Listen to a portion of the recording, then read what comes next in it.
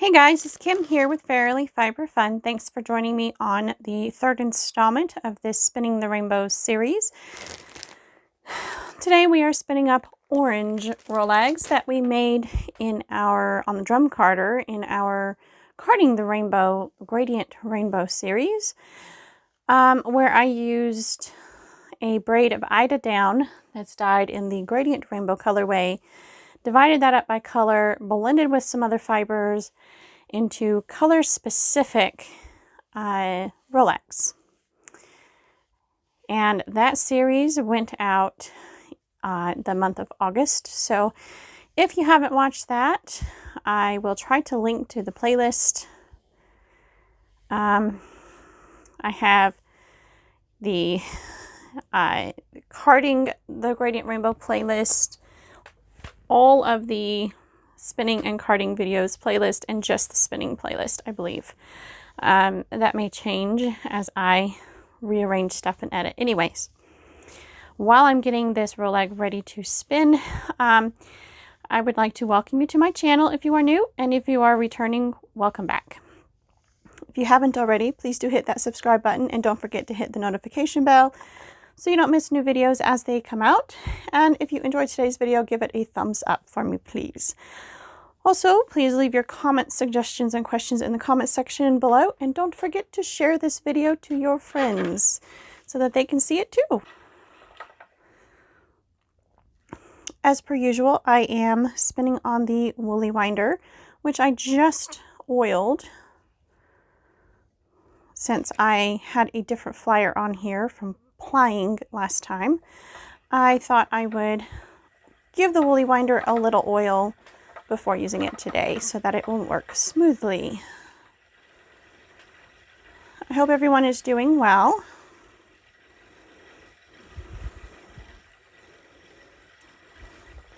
These rolags have just a little bit of texture in them. They do have sparkle. So it's Eider top, Cheviot, Corriedale, Texel, maybe some Tunis, nylon, Firestar, Angelina. I don't know about the Firestar. And then the long wool locks, I have mystery locks, and then I lost the tag for.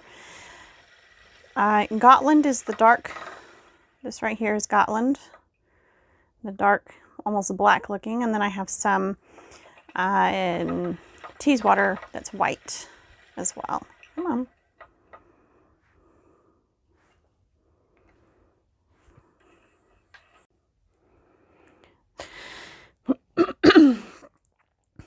So I was going to spin this rolag without drafting it first, and without pre-drafting it, but this one was rolled a little tighter than is recommended for that. I was having a lot of trouble getting the fibers to draft. Like even pre-drafting, I still have to work a bit to get these fibers to behave. So that's when the pre-drafting really comes in handy, because you don't want to have to fight with your fibers the whole time you're spinning. That just is not relaxing, you know. And I am having to fight a little bit. Of course, it helps if the rolag is not falling off my lap. It's just a big mess on my lap right now.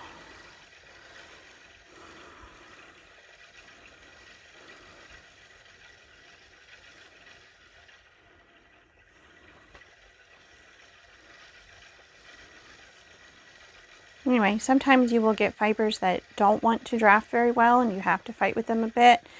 In that case, pre-draft a little bit more and spread your hands apart more, because some of these fibers are really long. That is helping, actually, significantly helping.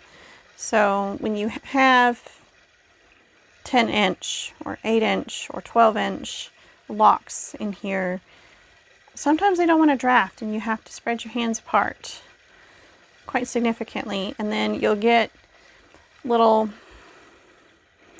thick spots sometimes that you have to go back and redraft them, which is perfectly fine. There's another spot that doesn't want to draft. There we go. Yeah, that's what's going on. I'm hitting these locks, these long Teeswater locks, and they do not want to draft because of how long they are.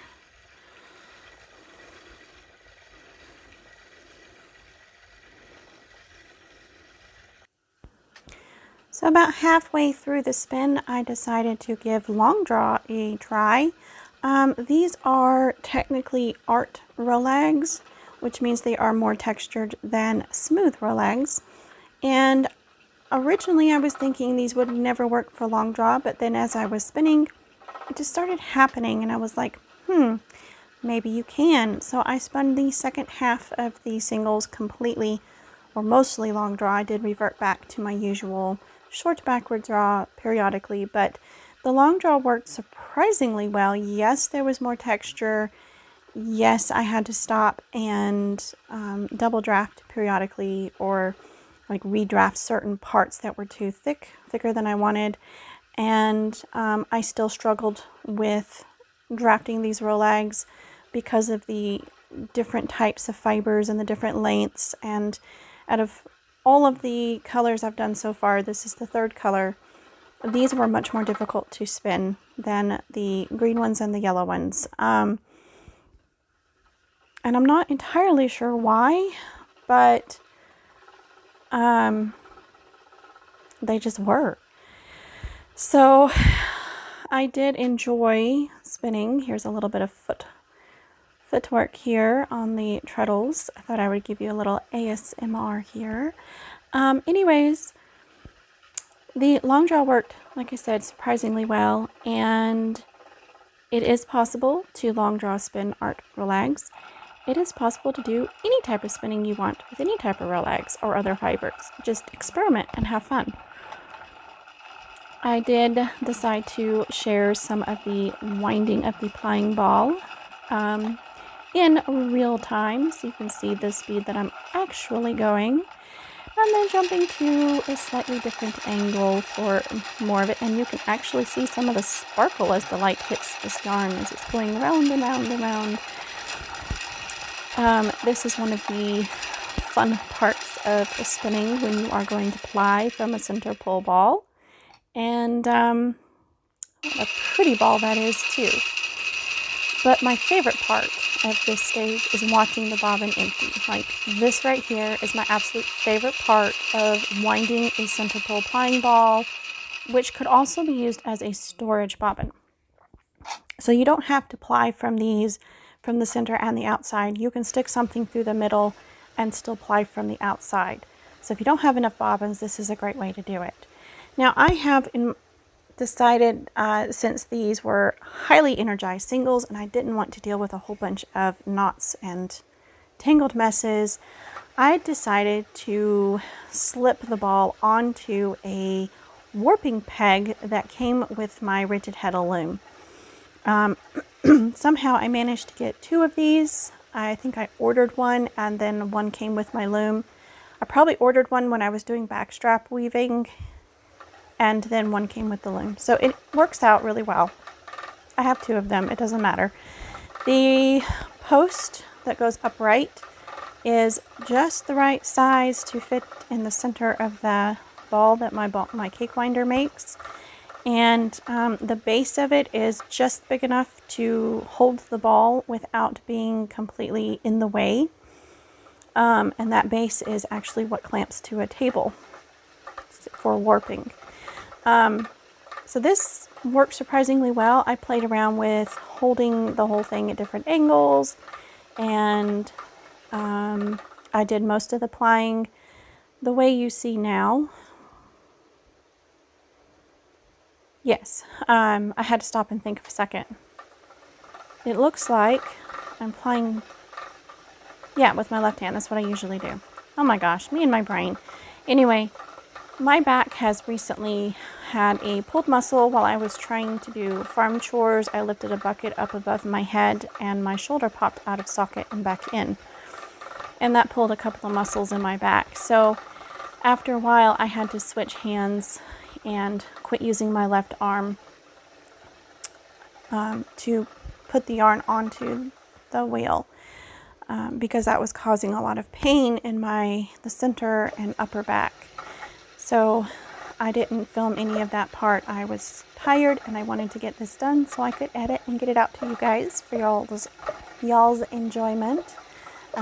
Southern here. I am in Georgia, in case anyone didn't know. And I have lived here since I was 10 years old, so quite a long time. Long enough to pick up the Southern ways of speaking, like the y'alls. Anyway, lost my train of thought completely, but you know, this is one of those rare times when plying actually wasn't horrible, and I ended up very surprised, but ended up with 0 pigtails. Well, as far as I'm aware, there were 0 pigtails. As I was winding onto the skein winder, I didn't come across any, or I didn't notice any. So that is good. I was trying to be very careful and make sure I caught all of them, and it's really hard when one strand is tensioned and one is not, and you're having to tension them separately. It's really weird. It's awkward, but it does work. And I'm very proud of myself for not having a bunch of little pigtails applying like I usually do. There may be 1 or 2 that I managed to not notice. But anyways, this plying went surprisingly smoothly, and I didn't have a single, well, I'll take that back. I had 1 little bitty tangle that pulled out of the center. Here I'm doing a ply back test to see, like, it feels like I'm putting an awful lot of twist in this. Am I going the right direction? Yes, I was going the right direction, and it's the right amount of twist. Everything's fine. I just had one of those little moments of, oh no, am I doing this right? I have plied the wrong direction before, and that made a mess. No, I'm doing the right thing. Don't second guess yourself, babes. Just trust yourself to know that you're doing things the right way, but don't hesitate to double check periodically and make sure that you didn't do a brain fart thing where you did everything backwards, because that is possible. There are exceptions, but I always spin clockwise, which is the Z direction, and I ply counterclockwise, which is the S direction, unless I am doing really weird yarns, and then I might do things differently. Or if I'm leaving the yarn as a single, I will spin it the S direction counterclockwise, because that's how I like my yarn spun when I'm going to knit with it. Alright, so all that being said, there's an awful lot of plying footage. I didn't realize I got so much. I really enjoyed this spin. I love all the different textures in this yarn and the colors. So there are pops of green, pops of white, and pops of pink. There are also bits of yellow. And when I first started spinning this, I was like, man, this is awfully similar to the yellow rolags. But now that I've got it all the way spun up and can compare the two, it's vastly different. Vastly different. Like, much darker than the yellow. So here's the final pictures of the yarn, some close-ups. I hope you guys enjoyed today's video. I certainly did. And whatever you're doing, I hope you're enjoying it. And as per usual, I will see you in the next one. Bye, guys!